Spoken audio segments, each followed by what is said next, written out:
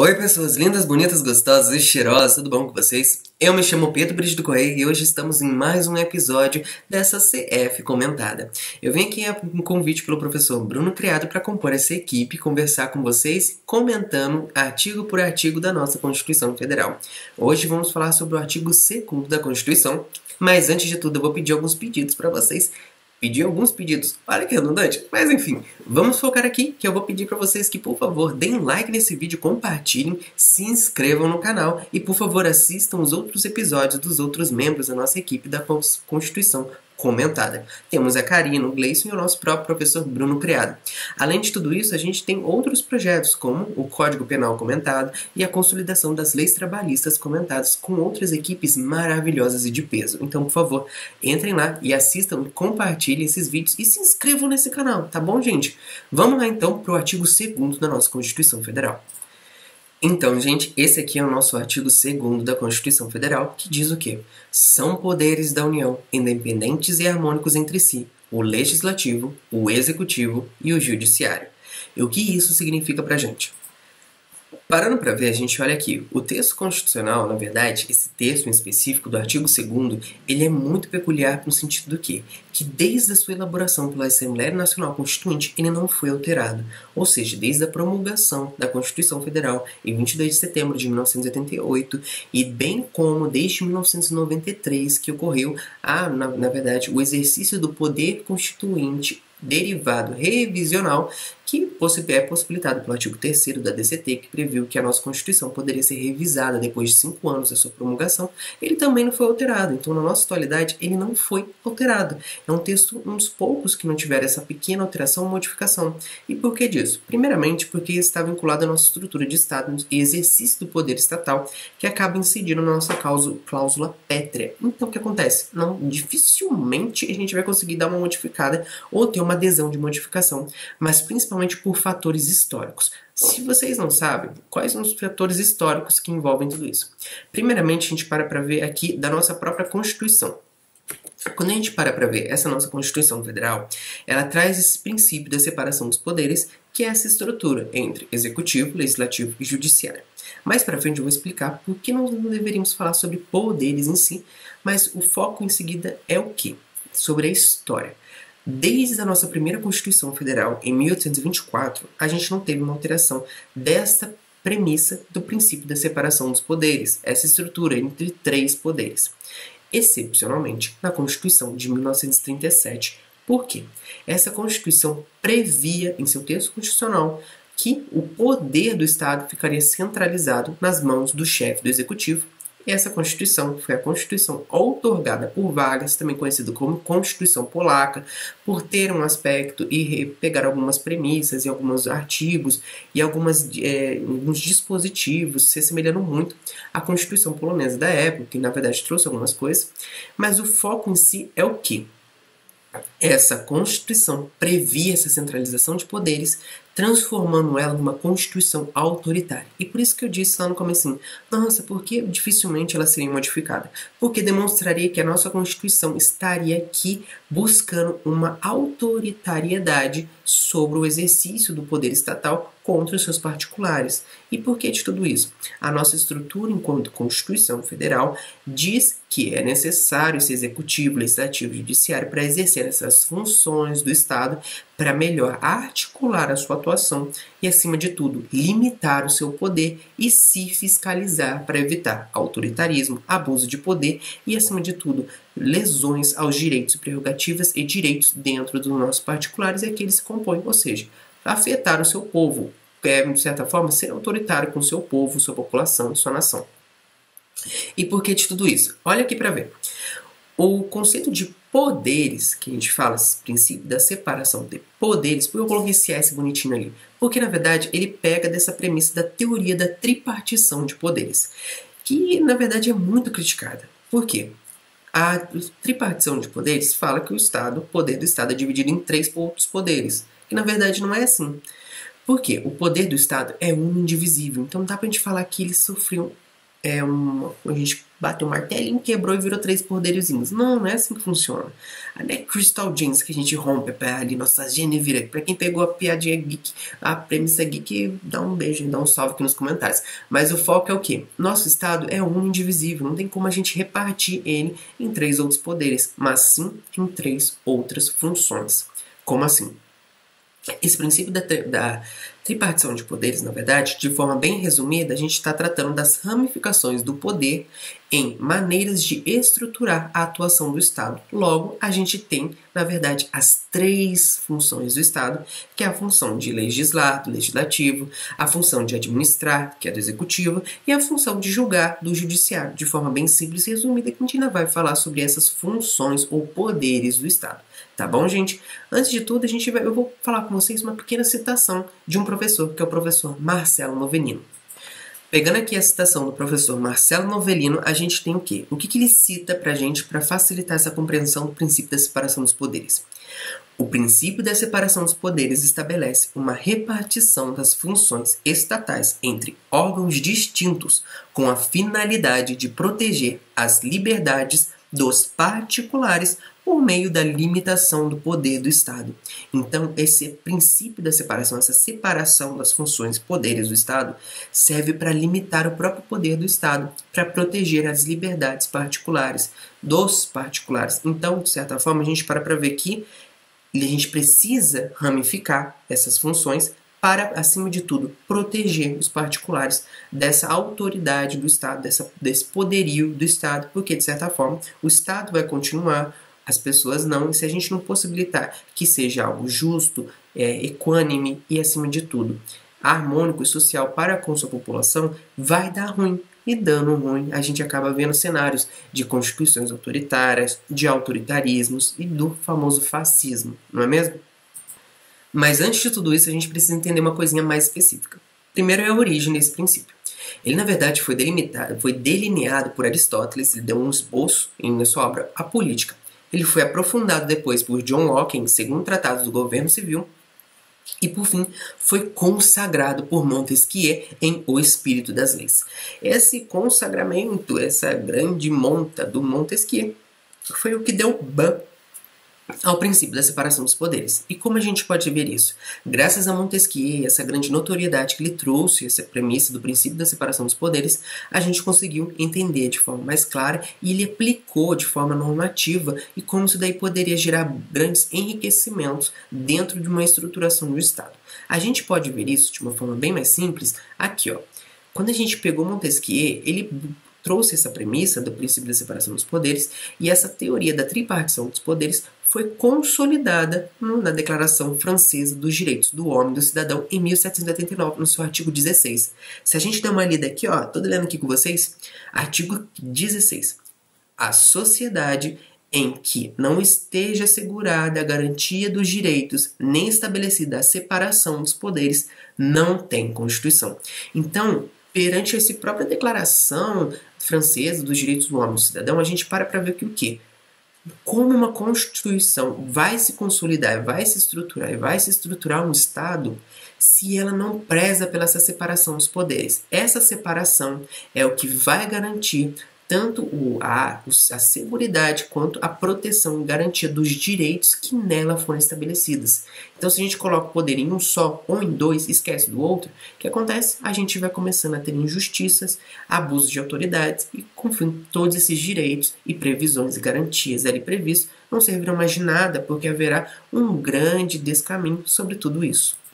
E nessa pegada sobre a separação dos poderes e como ela pode ser vista, eu trouxe aqui com vocês uma citação de 2 professores muito importantes e de que tem um grande peso no ramo do direito constitucional, são os constitucionalistas, que é o Luiz Lênio Streck e o Fábio de Oliveira. E que eles falam tudo isso na sua obra Comentários da Constituição do Brasil. Tem vários autores, ela foi revisada e teve como, se não me engano, comissão científica, o próprio ministro do STF, Gilmar Mendes. Eles falam o seguinte: nesta atmosfera conturbada, importando notar que os antagonismos entre monarquia e parlamento guardam variadas motivações políticas, econômicas, religiosas, que é gestado o princípio da separação dos poderes. É mecanismo que nasce contra o poderio absoluto, incontido em combate ao arbítrio, a favor do controle, da limitação do poder, em salvaguarda da liberdade técnica a bem da racionalidade estatal. Então, o princípio da separação dos poderes, esmiuçada desde a época do Aristóteles, que foi para John Locke, Montesquieu, consolidou ela perante uma matéria mais normativa, a gente pôde ver que trouxe essa história da reformulação do absolutismo, da monarquia e todos esses parâmetros, parâmetros não em si, mas sim todos esses paralelos e todos esses conflitos entre o poder monárquico, o absolutismo, com a presença do povo nas decisões políticas. Então, foi necessário essa separação para gerar essa harmonia, independência e, acima de tudo, zelar e proteger pelos direitos ali previstos e pela harmonia e as relações com seus familiares e com o seu próprio povo, com a sua própria população. E voltando com vocês, então a gente vai precisar rever de novo o artigo, porque ele tem muito mais sobre tudo isso. Primeiro é o quê? Além de falar do princípio da separação dos poderes ou funções, a gente tem que eles são independentes e harmônicos. Como assim? Não dá pra gente simplesmente falar que o poder ou o Estado foi separado em funções ou poderes e não possibilitar um entendimento sobre, tá bom, vai ser que tipo de poder e relação? Vai ser harmônico, desarmônica, serão dependentes, coligados, vinculados, o que vai ser? Vai ser independente e harmônico. Como assim? Eles serão independentes porque não há subordinação entre os poderes. Todos estão no mesmo patamar, gente. Então a gente não precisa ficar pensando assim, nossa, um está acima do outro. Não, cada um irá se relacionar de forma bem simples, observando a existência do sistema de freios e contrapesos, com base nas funções típicas e atípicas dos poderes. Então, ao mesmo tempo em que eles são iguais, de certa forma, hierarquicamente, a gente tem que cada um exerce uma função típica e uma função atípica que corresponde ao sistema de freios e contrapesos, que mais futuramente iremos comentar os artigos específicos que falam sobre eles, mas de uma forma bem simples. Cada poder ou função estatal, executivo, legislativo, judiciário, tem sua função própria, legislar, executar e julgar. Mas eles podem exercer de forma atípica as outras funções dos seus irmãozinhos, ou seja, o legislativo, executar, administrar ou julgar, o executivo, da mesma forma, legislar ou julgar, e o judiciário, administrar ou legislar de certa forma. Então, mas tudo de forma típica ou atípica, de acordo com a natureza da sua existência e função. Então vamos lá que a gente tem mais um poderzinho aqui para falar com mais um poderzinho não, mais uma característica que eles são harmônicos. Como assim harmônicos? Eles são harmônicos por quê? Porque os poderes devem colaborar entre si. Não é cada um no seu canto sem se comunicar. Eles precisam se colaborar e cooperar com um fim comum, que é garantir seus fundamentos. Como assim? Na própria estrutura da nossa Constituição, temos os fundamentos da Constituição, seus objetivos, seus princípios e direitos. Ao longo de todo o texto, a gente vai ver tudo isso misturado há algum tempo. Mas de forma bem simples e clara, a gente pode ver que ela prevê seus fundamentos no artigo 1º, seus objetivos no artigo 3º, seus princípios no artigo 4º, seus direitos e deveres no artigo 5º e seguintes.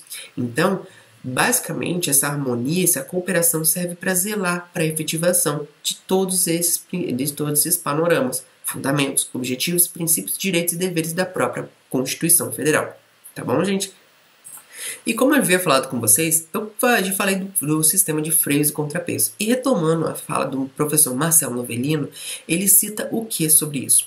Ele cita que no célebre sistema dos freios e contrapesos, que tem esse dobre inglês que eu não vou falar para vocês porque o meu inglês não é muito bom, mas vamos para o português aqui, que é a repartição do exercício do poder entre diferentes órgãos, que na verdade ele buscou estruturar aqui. A repartição do exercício entre diferentes órgãos tem por finalidade evitar que sejam ultrapassados os limites impostos pela Constituição. Não se trata de uma rígida e estanque separação de atribuições, mas sim de uma repartição equilibrada de funções típicas e atípicas, visando a fiscalização e controle recíprocos, fundados na independência e harmonia entre os poderes. Então, se a gente parar para ver, Esse sistema de freios e contrapesos serve para equilibrar a atuação de todos esses poderes, para que cada um controle um ao outro e os fiscalize, para que um não se sobreponha sobre os demais e nem os demais se sobreponham sobre um, para que cada um exerça sua função e exerça seu poder e função para o equilíbrio e harmonia da atuação do Estado em sociedade, limitando seu poder, mas acima de tudo o equilibrando. Essa separação possibilita esse controle entre si, ou seja, o Estado se fiscaliza, se controla nas suas funções típicas e atípicas, fiscalizando e controlando de maneira recíproca entre os poderes ou funções de forma independente e harmônica. Entenderam? Mas aí o que tá? Faltou uma coisinha para eu falar para vocês, que são esses poderes. Eu falei de forma bem simples que o legislativo legisla, faz lei, o executivo administra, ou seja, administra todo o Estado, e o poder judiciário julga. Mas na verdade não. De maneira bem resumida, para a gente parar para ver que o quê? O poder legislativo, ele legisla, elaborando as leis e respeitando os parâmetros da Constituição. Porque, não dá para a gente criar lei sem ter uma base para tudo isso.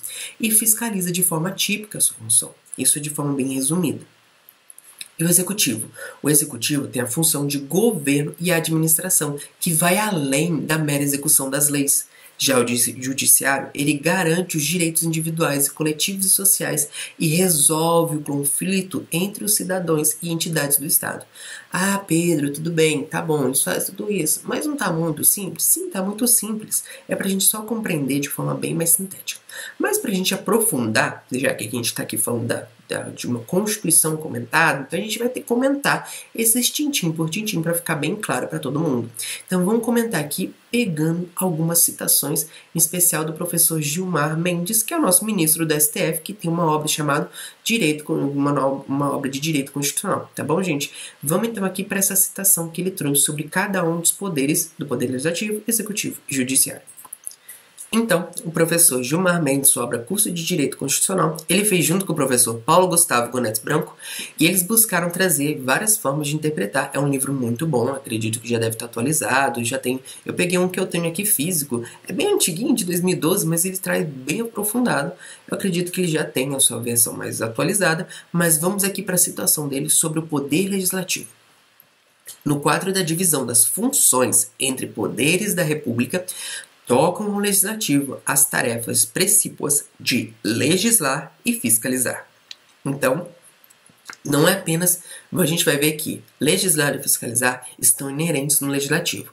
E a gente pode ver isso em outros aspectos, não apenas da União, que cita o artigo 2º, mas de suas ramificações. Então, o legislativo dos estados e dos municípios, que se materializam pelas assembleias legislativas e as câmaras de vereadores. E aqui vamos entender como que ele delineia a função atípica.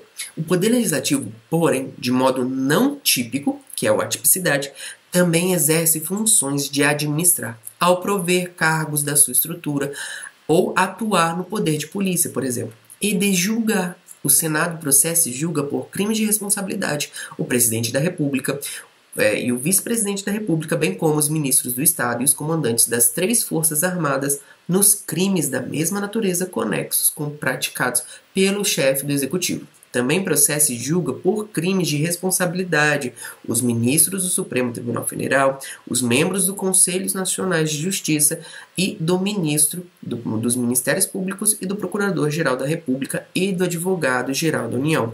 Então, ele mostra todas as funções do Poder Legislativo, que não é apenas legislar e fiscalizar, mas também administrar e julgar, que ele tem essa função. Atualmente a gente está vendo isso com o exercício da CPI, pelo Congresso Nacional, quando teve o julgamento do impeachment e assim por diante. Então a gente vê as materializações atípicas do Poder Legislativo para o exercício e a harmonia entre os poderes. Então a gente vamos para ver o próximo poder que a gente pode ver por comentário do professor Gilmar Mendes, que é o quê? O Poder Executivo.